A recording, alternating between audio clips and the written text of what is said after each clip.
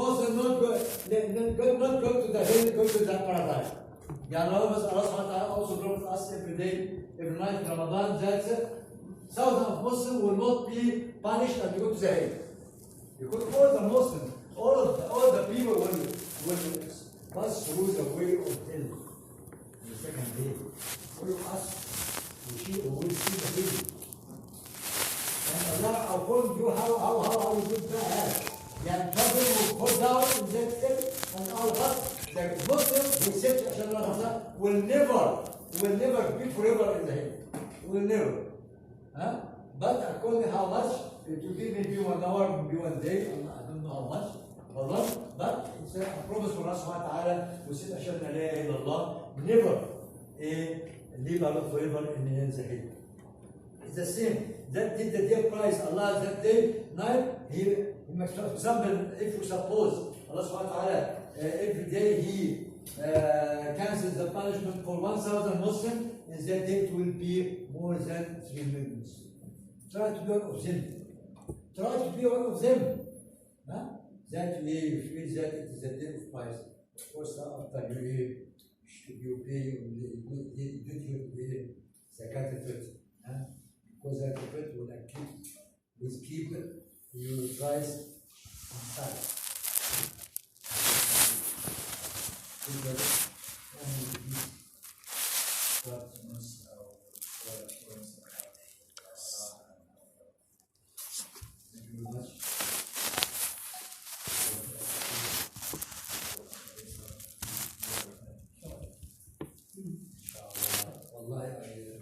I pray for you, and I told her, I remember Allah. I said by him, all my brothers and sisters, and I tried to get them.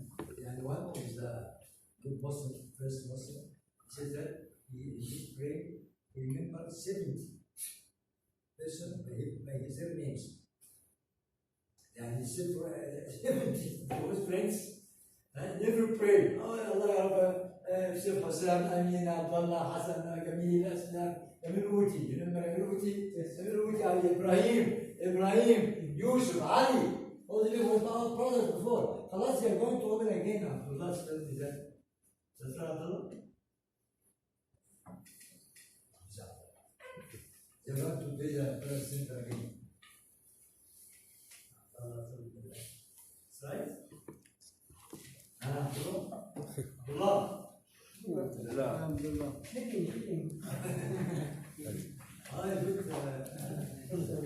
Yeah, inshallah, I try.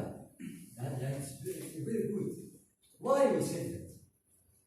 If you say, for example, Ya Rab, give your son like you give me. Then angels you are inshallah. Also you are. يعني when you repeat the names, all the angels say to Allah, Ya Allah, Ya Allah, you ask Allah to do it for you, not only for Allah. Very important to feel that. It's very important to give your Islam. It's not an idea. It's not an idea. Come to trace and you're in a camera. No. It's a life. Therefore, what's your nationality? What's your nationality? Girls? Chinese. No. What's your nationality? Muslim.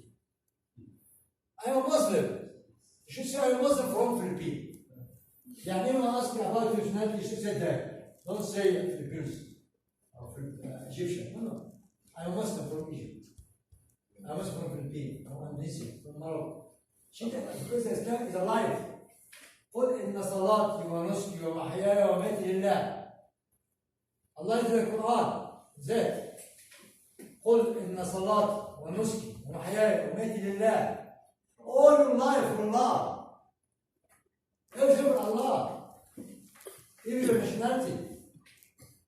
Therefore she said, I am a Muslim from. What I am from, I was I'm Muslim from. It's not my laws. Not Islam laws for that written in our passport or in our ID. Okay? Because Islam is a life, complete program. A complete program.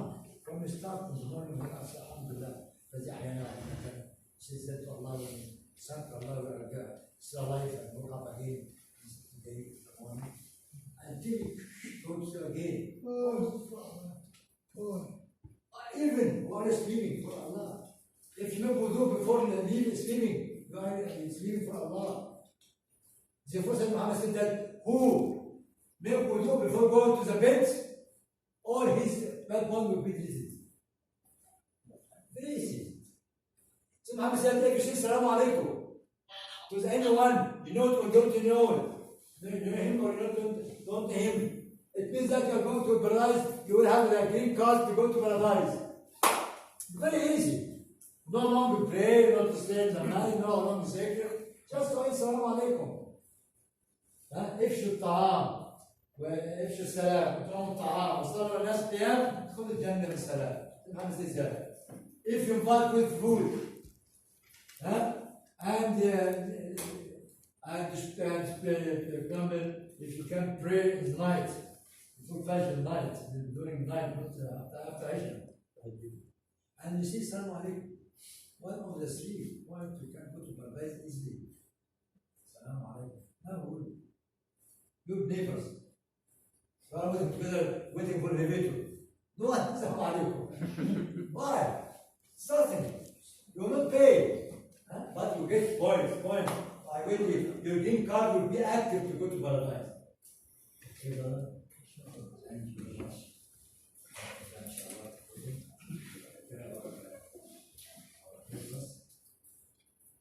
Any questions? سبحانك اللهم وبحمدك.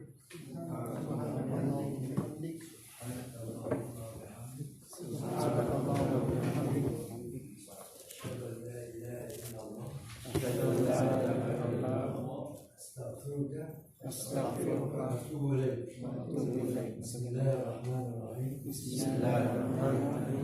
والعصر إن الإنسان لفي خسر إلا الذين آمنوا وعملوا الصالحات وتواصوا بالحق وتواصوا بالصبر والصلاة والسلام على نبينا محمد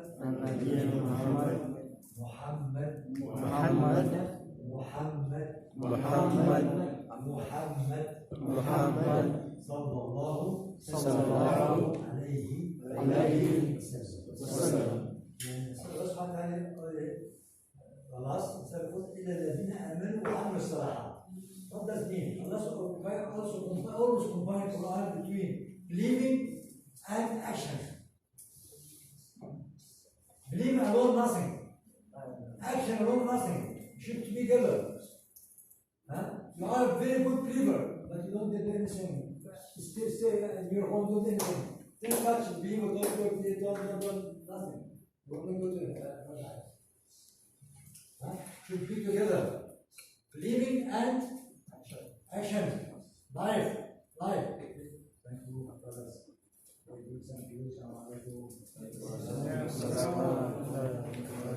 I love you for Allah subhanahu wa ta'ala.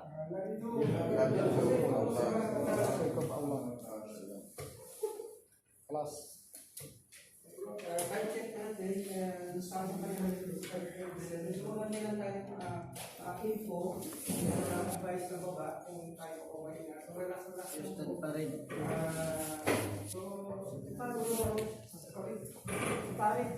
Salita ka to. Pare.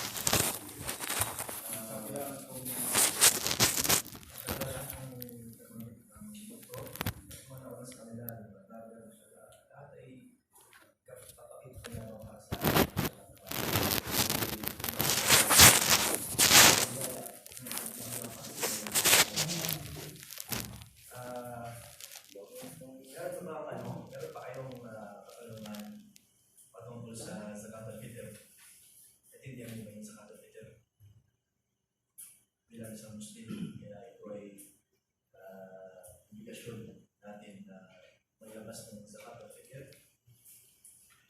tuwing matapos ng Ramadan. Isa o dalawang araw bago matapos ng Ramadan, kailangan ilabas natin ito.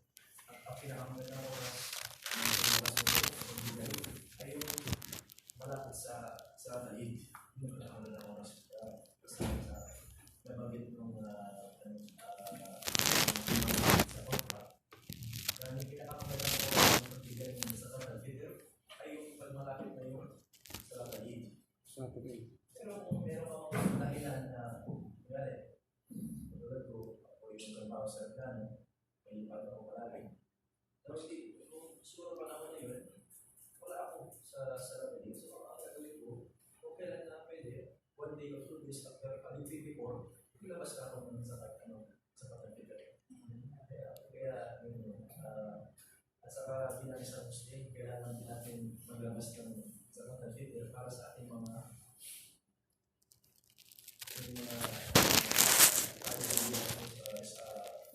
tayo ang mga may responsibility, meron tayong responsibility sa kanyang mga asawa, mga anak.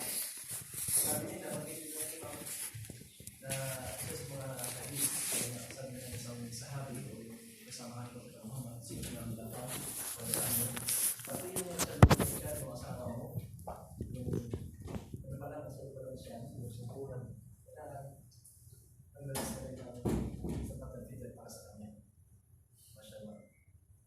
Kasi yung pinakamahilang din sa zakat al fitr ay yung ikaw mismo bigay ng bigas o kung ano man yung panahon ng Muhammad, yung sabi ng imam, sila nilabas ng dates, ng bigas, ng zabib, yung pasas. Basta kung ano minakain nila, ganoon ang nilabas na kaya. Panahon natin ngayon, ang kinakain natin, bigas na lang. Bigas na yung maraming kumakain ng para sa mga tao kumain ng bigas. So yun ang nilabas natin. Ikaw mismo bibigay. Ngunit, pwede naman yung paraan na ipaparaan sa tulad sa ating mga kapatid, masyaallah sila yung kumbaga ginagawa nila yung parang madali para sa ating gawain natin na ikaw busy ka, yung pili, wala kang kilala doon ang mahirap sa lugar mo. At least dahil ang bahala na bumigay, pwede rin yun. Basta't napakulog doon sa sunnah ng Prophet Muhammad na kailangan pagkain ang ibigay, hindi pera sa tao na ito ibigyan. Kasi ang sabi ng imam, noong panahon ni Prophet Muhammad, meron silang pera. At di nila binigay ang pera. Na marami namang mahirap sa panahon na yun. At di nila binigay ang pera. Kasi marami na kasi ngayon mga iba ng mga asyaba, yung mga syair, merong mga kaalaman sa Islam. Sabi nila, pwede daw ang pera ibigay. Kasi kailangan ng taong pera. Pero noong panahon ng Prophet Muhammad, marami namang sallallahu alaihi wasallam, maraming mga tao kailangan ng pera. Pero hindi sila nagbigay ng pera. Ang binigay nila, pagkain. Kasi yung sunnah. So anong susundin natin? Ang may mga alam sa Islam sa panahon natin ngayon o yung Prophet Muhammad na siya yung dapat sundan natin sallallahu alaihi wasallam. Isa pa, meron isang hadith ang sabi ng Prophet Muhammad. Sabi niya, sino ang mga kurikot? Sabi niya. Sino mga kurikot? Sabi niya, al-bakhil. Sabi niya, sino ang kurikot? Sabi niya, ang mga kurikot ay kung marinig nila ang pangalan ko, hindi sila magbigay pugay sa akin, baga sabihin na naway ang kayapaan niya sa kanya. Yun sila mga kurikot, sabi ng Prophet Muhammad, sa araw ng paghukom, kumbaga sila ay hindi may nasama sa mga yung may isang man ng Prophet Muhammad. Kasi merong panahon merong isang panahon, merong isang ano tawag ito? Kung merong kaganapan sa araw ng paghukom na isasalba tayo ni Prophet Muhammad. Mga naniwala sa kanya, isasalba niya tayo. Kasi ipagdasal niya sa Allah, o Allah, ang aking mga kasamahan, o aking mga kapatid, ilabas mo sila sa impyerno. Yung may mga kasalanan, hindi mo nag-epekto na tayo ng kasalanan. Kaya hanggang sa mailabas, kagaya sa ng doktor, lahat ng mga Muslim na mailabas sila sa impyerno. Pag nakuha nila o pag natanggap nila yung parusahan na para sa kanila. Pwede sila mag-stay doon habang buhay. Akala ba sila doon? Basta sa puso nila ang asyadu la ilaha illallah, asyadu anna Muhammad Rasulullah. Kaya meron din meron itong reward kung sabi ka ng magandang kapayapaan para sa kanya o Allahumma salli wa sallam. Ano pinakamagandang pamamaraan ng pagpaalala o pag-alala sa Propeta Muhammad pag tuwing marinig mo siya? Sa atin yan, sabihin mo Allahumma salli wa sallam ala nabiyina Muhammad wa ala ali Muhammad kama salita ala Ibrahim wa ala ali Ibrahim innaka fil alamin innaka Hamidum Majid. Yun ang pinakamagandang pamamaraan ng pag-alala sa Propeta Muhammad. At ito yung may reward. Sabi ng man salla alayhi sallallahu alayhi ashara amthaliha. Kung sino man ang makaalala sa akin, sabi ng Propeta Muhammad, sabi niya, sino man ang makaalala sa akin, tuwing marinig niya ang pangalan ko, sabihin niya na naway kapayapaan pa sa kanya, o kung mula sa akin pa Allahumma salli wa sallam ala nabiyina Muhammad, o na may kapayapaan at biyaya ng Allah pa sa kanya. Kung sino man ang gumagawa nito, ang Allah mismo ay ibabalik niya ito sa iyo ng 10 ulit. Ang Allah mismo ibigay sa iyo 10 ulit. So, napakaganda, di ba? Pag marinig natin ng Propeta, lalo na pag ngayong araw ng Friday, inutusan tayo ng Propeta Muhammad na gawin natin itong palagian kapag sabi ng Allahumma salli wa sallam ala nabiyina Muhammad wa ala ali Muhammad kama salita ala Ibrahim wa ala ali Ibrahim innaka Hamidum Majid. Siguro, mashallah, alam niyo naman na alam niyo bang isipin ng Allahumma salli wa sallam ala nabiyina Muhammad wa ala ali Muhammad kama salita ala Ibrahim wa ala ali Ibrahim innaka Hamidum Majid. Alam niyo na po ba o meron kong tinakaalam? Kasi nasa ano siya, tashahud. Sa tashahud to. Tashahud siya. Usapan. Marami akong tao gusto dito. Balik Islam, marami. Bago lang. Mashallah. Nakita niyo naman kung anong kuturuan sa Islam, di ba? Malinis eh. Malinis tayo bilang mga Muslim. Hindi tayo naging malinis sa ibang mga relihiyon. Hindi tayo malinis. Pero ang sabi ko lang, tayo malinis tayo sa ating mga tawan, sa pagdasal. Ito ang miswak na ito. Sabi ng broadcast ng Ustad Abdallah ng Manila. Mashallah. Sabi niya, pag nakita mo yung tao na nag-ano siya, nag-miswak siya, ibig sabihin, siya sumusunod sa sunna ng Propeta Muhammad. Ayaw niya magkamali, ayaw niya magsalita ng masama. Ayaw niya sabi ng pasimali niya. Kasi hindi bagay eh. Pag sumusunod sa sunna ng Propeta Muhammad sallallahu alaihi wasallam, hindi bagay na sinungaling pala yung salita mo. Diba? O kaya puro mura yung sabihin mo. O kaya puro panalait ang sinasabi mo. Diba? Hindi ka nice. Kaya, sunna dito, sunna ito ang pag-miswak. Ang si Propeta Muhammad, siya ginagamit niya ito. Bago siya matulog, pag-ising. Maraming pagkakataon niya yung ginagamit niya. At meron ding hadith na sabi niya, kung hindi lang ito mahirap para sa mga Musliman, ito yung pag-uutos ko na tuwing bago magsala ay pag-inisukay ko sila. Kaya lang ito yung mahirap. Ito mahirap para sa atin ng makahanap ng miswak. Minsan, saka mag-aana sa bundok. Kung bibili ka, minsan hindi wala ka mabili. Minsan hindi season, minsan hindi mo alam kung saan ka makuha. So kaya, sabi ng Propeta Muhammad, kung pwede lang kung gamitin mo lang kung meron, kung wala, okay lang. Pero mas maganda pag gamitin mo. Kasi may reward yun. Meron isang hadith, hindi ko maalala, na magkaiba ang result ng dasal na gumagamit ng siwak at sa yung hindi gumagamit. Mas malaki yung makuha niya reward. Kasi nga ito ang sunod. Marami ang sunod ng Muhammad pag sinusunod natin sa lahat ng pamaraan, pagdasal sa ating buhay, paano tayo makatungo sa mga tao, sa ating pamilya.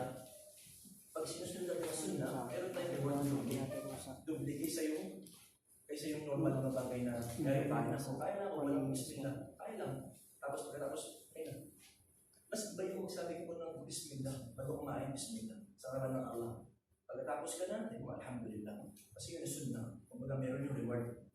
Ganon din sa pananamit natin. Pananamit. Bismillah. Sa pagsalita, sa pakitungo sa mga kapwa, sa ang sunna, ngitian mo yung kapatid. Pero isa yung brain ba? Tayo iisip. Problema ba? Hindi mo isa hindi mo Pangiti. Pero hindi natin. Ay, sa pagkutan lang natin. Pero hindi mo isa na meron reward yan. Alhamdulillah.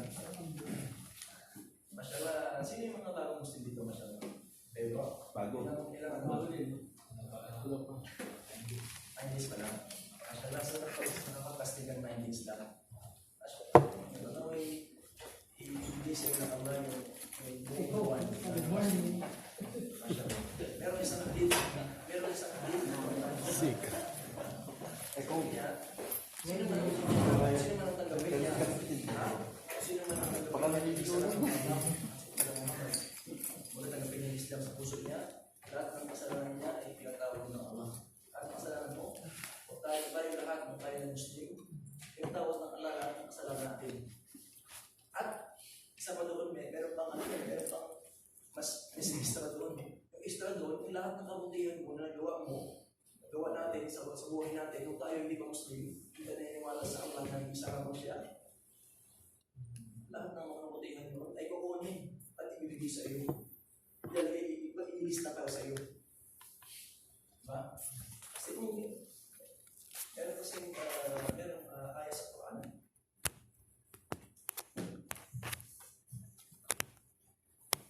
Meron ayat sa Quran, ang paliwanag sa ayat doon sa Surah Al-Kahf, na meron mga tao na gumagawa ng kabutihan. Ang kala nila, ito na kasalabas sa kanila sa awang bubuhong.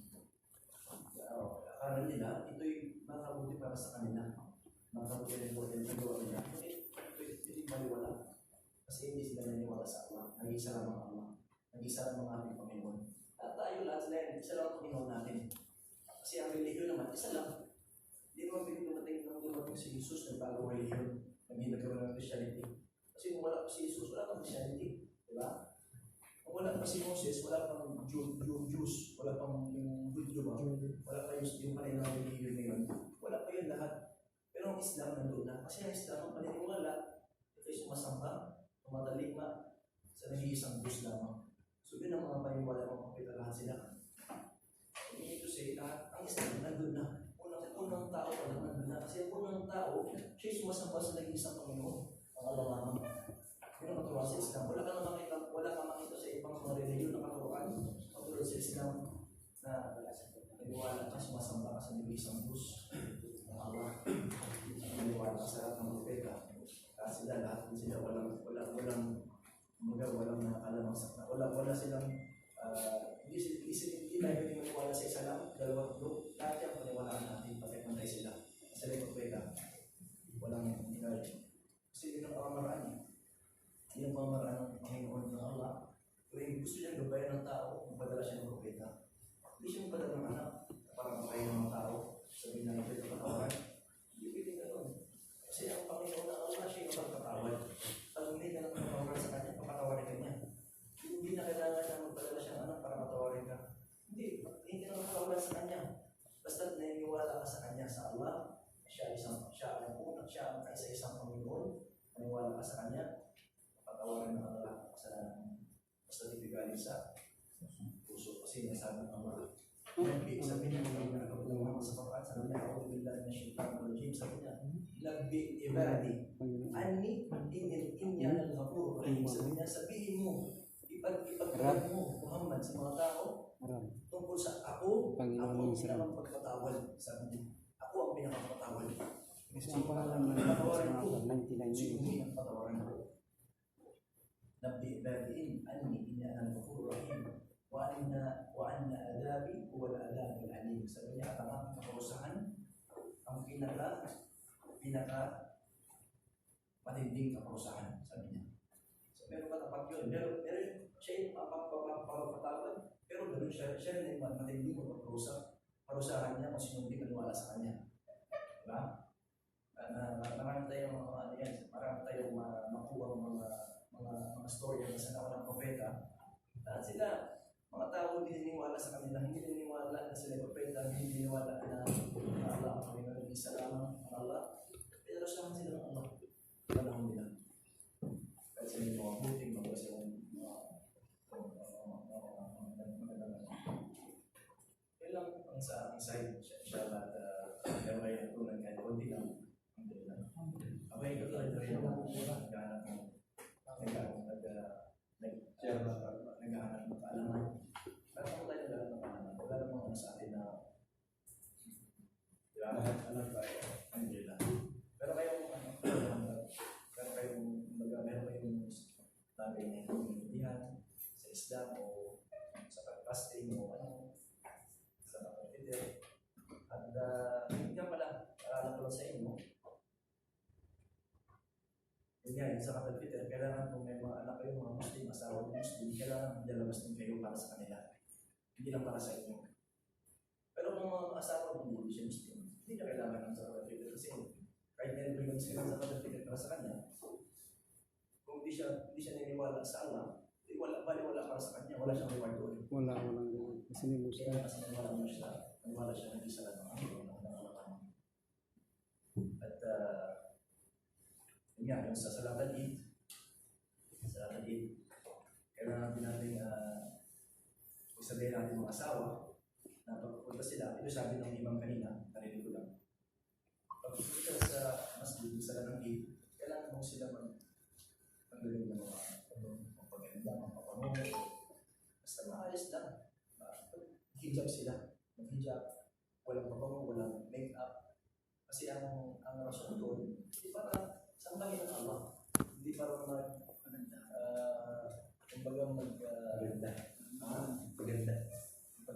o magkaroon doon ng Fitna.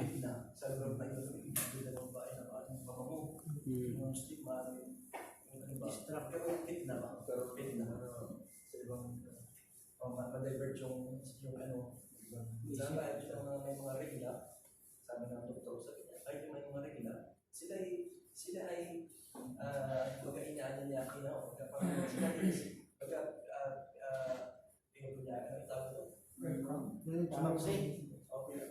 Pag sila inaanyara din naman, punta sa masjid sa Salatul pero huwag sila magsala, kasi sila may regla. Kasi babae sa atin sa Islam, pag may regla, sila exempted sa sala. Hindi pwede magsama. Meron matuling bagay na malaman sa katawan nila. Ito yung malam. Kasi yun ay kaalaman ng Allah. May labas sa babae yung pagdulihan. So, pagaya na sabi ko sa iyo, ang Muslim, pag dasal siya, kailangan malinis sa katawan niya. Walang tasik ng ihi, walang tasik ng dugo, o madumi, o walang wudu, walang labas ka ng hangin. Ganun, kaya kailangan nakawudu tayo, di ba? Yung sana. Sama kita ng relihiyon na ganun. Na pag dasal, kailangan malinis. Pati ang salita mo, hindi natin usap. Puro padala yung ginagawa ko sa puro salata. Paano tanggapin ng Allah ang iyong sala? Diba? Kung pagkatapos sa sala ay puro pala pamasusan ng alam mo. Kaya napakaganda doon sa Islam. Tuturo sa atin na kailangan hindi lang sa puso, hindi lang sa tsura. Tayo Muslim, kailangan pati rin sa ating gawain. Hindi tayo sinungaling, hindi tayo naluloko ng tao. Kahit na minsan may mga bagay na alam mo sa grabyado ka, kaya gusto mo sinungaling, mas maganda huwag kang sinungaling. Kasi ibigay sa'yo ng Allah yun. Ang bagay ikaw ay nawala ka ng pera, o kaya may bagay na sinakrifice mo, kasi para lang huwag kang sinungaling, ibalik ka balik sa'yo ng Allah yun. Oo, ganun. Maranasan nyo yan. Surukan mo lang. Surukan ninyo. Kasi surukan mo na yan eh. Minsan yung sa company nyo, magawa ka ng kasalanan, di ba? Kailangan mo sinungaling. Huwag ka mo sinungaling, sabihin mo. Kayo, nagawa ko tayo na nabasag ko yung baso sa hulog ko. Paano yung ikatas pa sa iyo. Ikaw yung sa'yo ng Allah. Kasi hindi mo sinungaling. Kasi ka na nakatuwa sa Islam eh. Huwag ka mo sinungaling. Huwag ka mo ng pera na hindi sa'yo. Kahit na yung pera na makita pa sa kalsada na hindi sa'yo, yung pwedeng basta-basta lang ng gusto mo sa'yo. Hindi ka na basta-basta. Kailangan naman ng titignan mo sa paligid doon. Ang kanina ba itong pera ito? Kailangan mo ka ng paraan na malaman mo kung kanina ang pera ito. O kahit yung manok, isang maganda yung nabasa ko sa bahay namin sa lugar namin, may manok na nakita ko, manok na niluto ba? Matapos kasada. Nakita ko, sabi ko, manok to pwede kayo ito Ang ginawa ko, kinuha ko. Hindi sa dahil gusto kong kainin. Gusto ko siya isa sa mga kotse na nagdadaanan. Tumatakbo yung manok Kinuha ko siya. Ang ginawa ko, napunta ako sa mga pakala, sa mga tindahan, sa malapit ko sa tanong ako sa sino mga manukan dito, kanino ito manok na ito.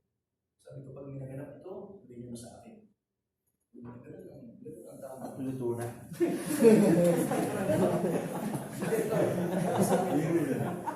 Kaya wala sa akin. Tapos ang kasi yung bahay ko, apartment siya dito eh. Sa Puloy, manok. Ang ginawa ko, nilagay sa kami sa kilala ko, nag-worry na kami. Kulungan. Ang nakita ko yung manok dito, sa loob, paano galawin yung manok? Kasi baka ako malapit. Baka may magtanong, kanina yung manok ko, ito ba yung manok ko sa'yo, pala yung manok ito. Sabi ko, diyan mo lang. Siguro mga isang taon nakalipas, wala na nalang, sige, kainin mo lang, sabi ko.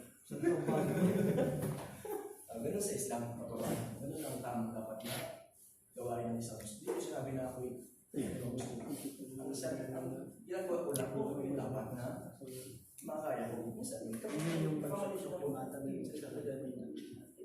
sa tawasan lang. Paano naman, brother, pagka, unad ko, nasa, commercial ako, sila yung sindahan. Albiya sa laro kasi ako sa Pilipinas.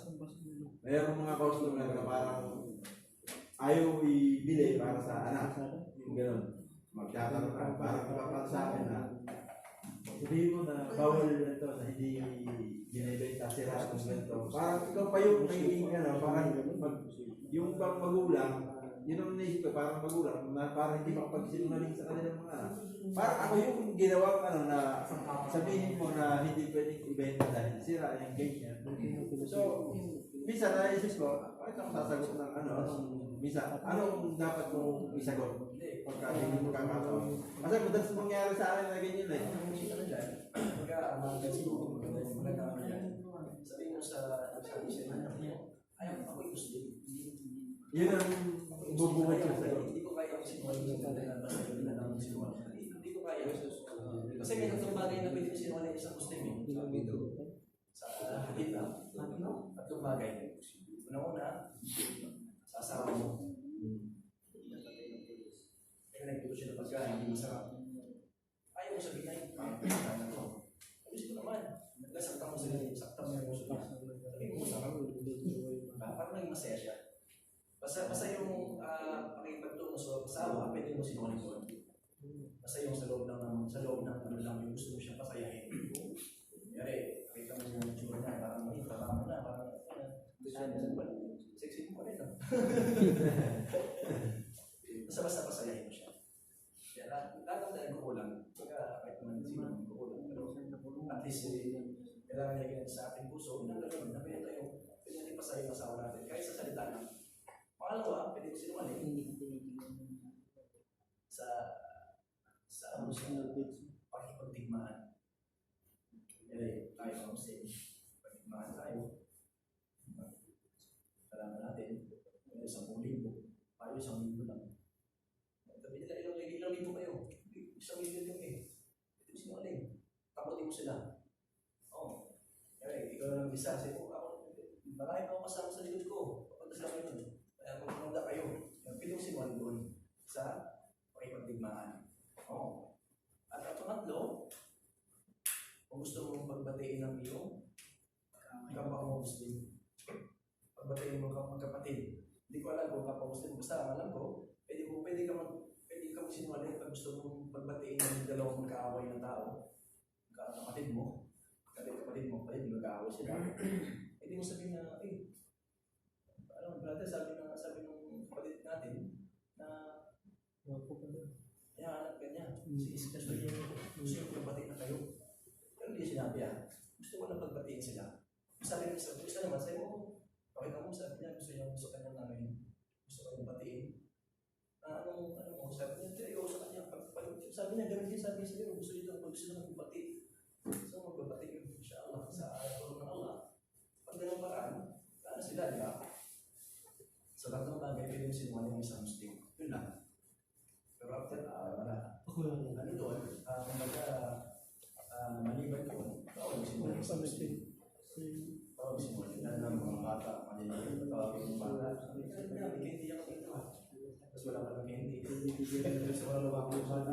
Kasi maliit dito. Diba? So, lalaki yung bata doon, lalaki yung bata, masanay siya. Sinungaling. Gagawin niya rin yun. Sinungaling siya. Tama? Kaya ganun yung sa Islam. sa puso ko. Pero yung gagawa, hindi sila nagsasahan.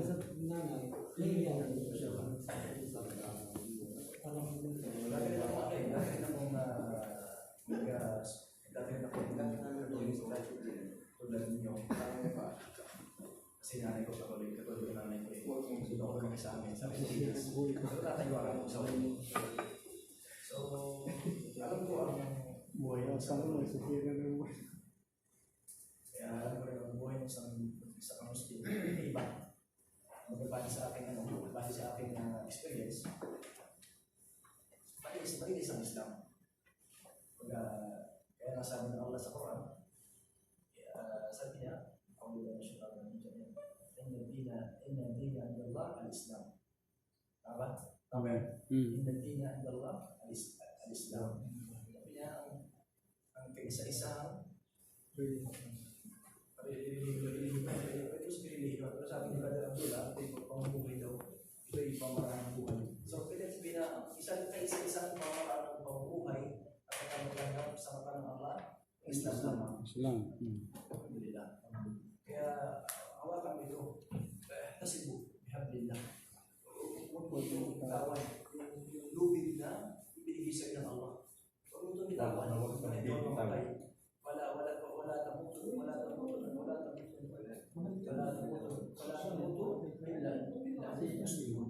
Huwag mo hayaan na ikaw mamatay. Huwag natin hayaan na tayo mamatay na nalabas tayo sa pananampalatayang Islam. Mamatay ka na bilang isang Muslim. Dahil yun ay tagumpay ang makuha sa kabilang buhay. Inshallah. Naway sama-sama tayo ang mga Amen.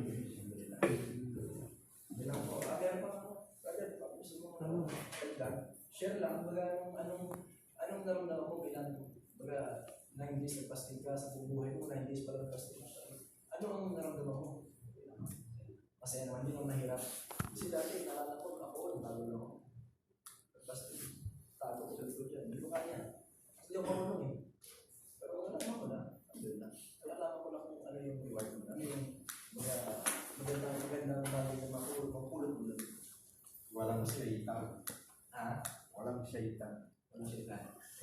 Kasi nasabi sa akin, kasama ko sa isang Sabi.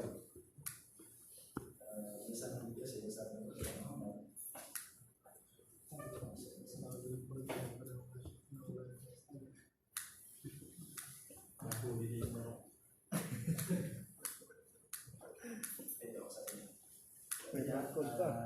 Maging abdin, isubo yung Mamaya, nandun na sa إلا بعد بذلك اليوم عن وجه النار 70 خريفا.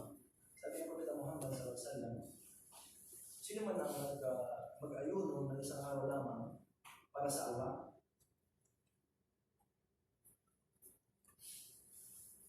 ilalayo ng Allah, ang dakilang Allah, ilalayo niya ang mukha niya sa impyerno ng 70 taon, 70 years.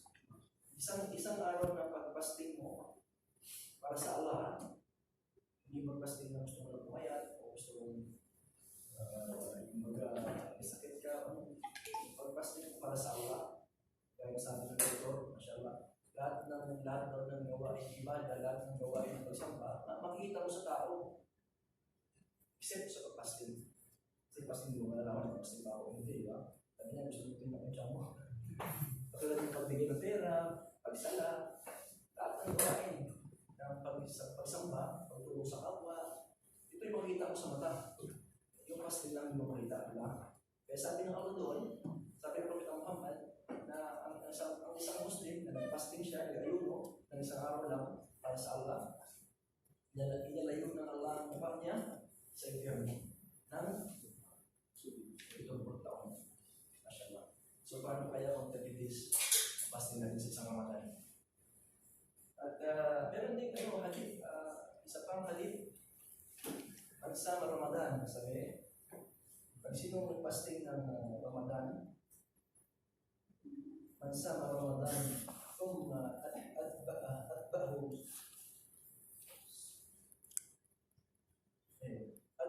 أتبعه 6 من الشوال كان كصيام دهري. sino mag-fasting na Ramadan, buong Ramadan, 30 days, tapos sinamahan mo ng 6 days sa Shawwal. Yung Shawwal, yung susunod ng buwan ng Ramadan. Sa Arabic kasi, ano kasi yun, Hijri calendar, yung ginagamit natin. Shawwal. Ano yung Hijri calendar? Yung Hijri calendar, nagsimula yun after nung si Prophet Muhammad siya ay lumabas, nag-hijra pa, hijra.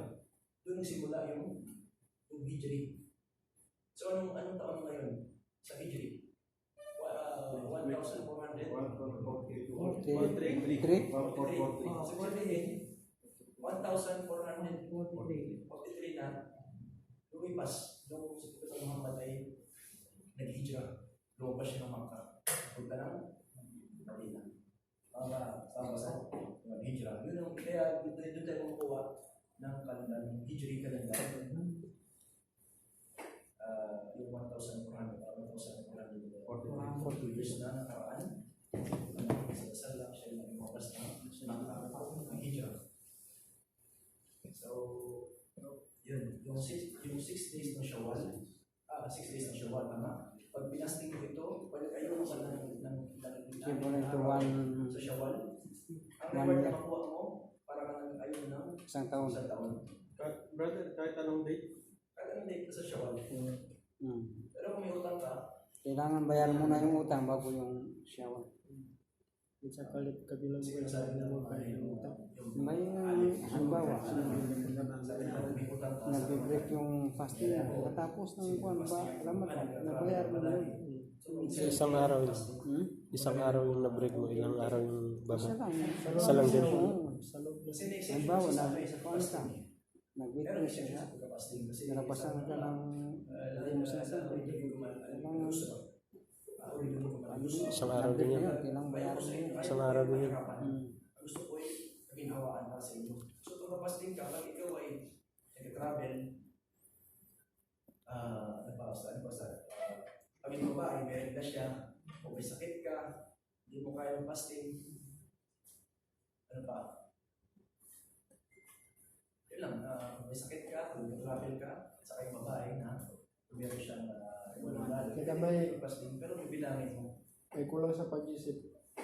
Kung sa pag-isip, hindi na kailangan fasting. Hindi na kailangan fasting. Hindi na kailangan fasting. May kulang yung yan ang isip niya. Ano kayo kailangan nun? Siya ay tawag na sa kanya. Yun. So, pag may utang ka pa, alam mo, may 4 na araw akong hindi nag-fasting kasi kalibat-libat ko. Kailangan mo nung pera yung 4 na araw na yun. Pagkatapos ng Ramadan, After na, so Ramadan, Shawwal. Tapos, gawin ko yung 6 days na 6 days. nakasting sa Shawwal. Siya ang ibigay sa ating mga padali sa ating ama, ang ating pagsamba, gawa, pagsamba, Bayaran mo sa na. atin. Hanggang 6 days lang. So, last na lang, sa Eid al-Fitr, Salat al-Eid. Salat al-Eid. Kailangan masaya tayo. Kasi ito yung Eid para sa atin. Yung dalawa kasi natin sa Muslim sa Islam. Dalawa ang celebration natin. Okay, ito rin yung Wala tayong birthday, Valentine's Day, Christmas, Saints Day, so wala tayong dalawa lang natin. Balintong. So, bilang bagong Muslim, hindi mo alam, bakit ito tayo alam? Balang araw, kung sa panahon, hindi ako. Ba't dalawa lang? Happy birthday para sa Ba't dalawa lang? Kasi hindi kasi sa puto. tayo yung gawain na Tatambal ka.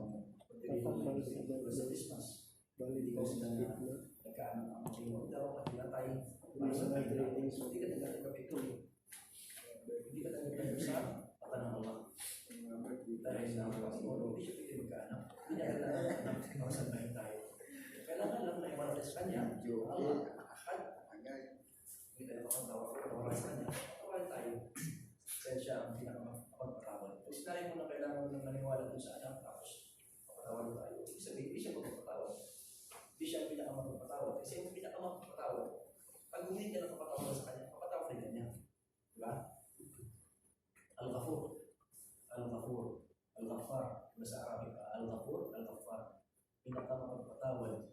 Ang kahiligan niya ang mapatawad. Kaya nga ngayong letter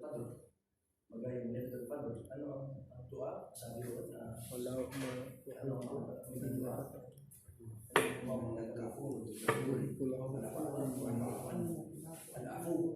Isa din ang afu. Sabi ni doktor, extra daw. Tama yung sabi niya. Pero may malaki siyang malaki siyang meaning al-afu. Bagang al-afu, nagustuhan niyang magpatawad. Nagustuhan niyang Allahumma innaka al-afu karimun tuhib al-afu tuhib al-afu. Sabi niya, nagustuhan mo ang magpatawad. Ya Allah, nagustuhan mo magpatawad. Baga ito ay nasa iyo. Baga nasa iyo ito. Nasa katangian mo ang gustuhan na magpatawad. Patawarin mo kami, ya Allah. Diba, napakaganda. Masyaallah. Kahit hindi mo kaya sabihin sa Arabic yun. Sa Tagalog lang, O Allah, ikaw ang pinakamagpatawad. Patawarin mo kami, ya Allah. Patawarin mo kami. Hindi mo kaya sa Arabic. Alam mo sa umpisa, hindi mo alam. Allahumma innaka al-afuwwun karimun tuhibbul afwa fa'fu anna. Ang bibig ito. Hanggang pa yung nahalang mo lang. Allahumma innaka al-afuwwun karimun tuhibbul afwa fa'fu anna.